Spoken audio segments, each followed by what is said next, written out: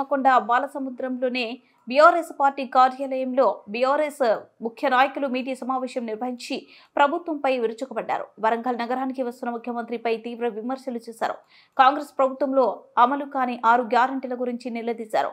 BRS ప్రభుత్వంలో దాదాపు 95% పూర్తయిన కాళోజీ కళాక్షేత్రాన్ని మీరు చేశామని చెప్పుకోవడం విడ్డూరంగా ఉందని, అదేవిధంగా 1 సంవత్సరం కాంగ్రెస్ ప్రభుత్వం ఏమి సాధించిందని మండిపడ్డారు. ఈ కార్యక్రమంలో మాజీ మంత్రి ఎర్రబెల్లి దయాకర్రావు, మాజీ జానకామ ఎమ్మెల్యే పల్లా రాజేశ్వరరెడ్డి, ఎమ్మెల్సీ పోచంపల్లి శ్రీనివాసరెడ్డి, మాజీ శాసనసభ్యులు రాజ్యం వినయ్ భాస్కర్, తాటికొండ రాజయ్య, గండ్ర వెంకట రమణారెడ్డి, బీఆర్ఎస్ జిల్లా ముఖ్య నాయకులు పాల్గొన్నారు.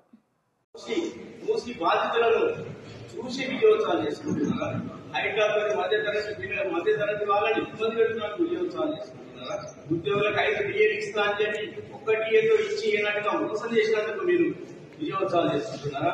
అల్లుడు కోసం ఫార్మసీని నిర్మాణం కోసం రైలు యొక్క భూములు పేద భూములు పుంజుకొని మనం పుట్టినట్టు విజయోత్సవాలు చేసుకుంటున్నారా? రైలుకి ఏం జరిగిందని మంచి చేసుకుంటున్నారు. 85,000 కోట్ల అప్పు తీసుకొచ్చినట్టు విజయోత్సవాలు చేసుకుంటున్నారా? 2500 మహిళలకు ఇస్తా అని చెప్పి ప్రతి ఏళ్ళ ఇస్తా మోసం చేసినట్టు ఇస్తున్నారా? సంక్షేమ హాస్పిటల్లో కనీసం భోజనం సాయి అందించలేకపోతుందని చూస్తున్నారా? ఎన్నో ఉన్నాయి మీకు చెప్పాలంటే మీ గురించి, కాబట్టి దీనికోసం చేస్తున్నారు. ఈ సందర్భంగా రేపు మహిళా సభలో వస్తున్న సభకు మహిళలందరూ మీకు నిలదీయాలి. 4,000 పెన్షన్ 4,000 చేస్తున్న మహిళలకి ఏదైనా చేస్తున్నారు మీకు ప్రశ్నించాలి. రేపు 2,500 రూపాయలు మాకు ఎందుకు ఏదో ప్రశ్నించాలి. ఇక్కడికి వచ్చే మహిళా సంఘాల అందరూ కూడా దయచేసి ఆలోచించాలి. వాళ్ళ బిడ్డకి అందరికీ తెలిసిన విషయం, పార్టీ ఫండ్ తీసుకున్న తర్వాత దానికి సాక్ష్యం ఏంటి అంటారు.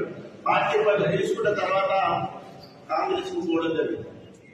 కాంగ్రెస్ పోయిన తర్వాత ఒకటే మాట చెప్పదలుచుకుని ఏంటంటే, ఎవరైనా పార్టీ మారిపోయినప్పుడు జిల్లాకో నియోజకవర్గానికో లాభం కోసం పోతారు, అభివృద్ధి కోసం అంటారు.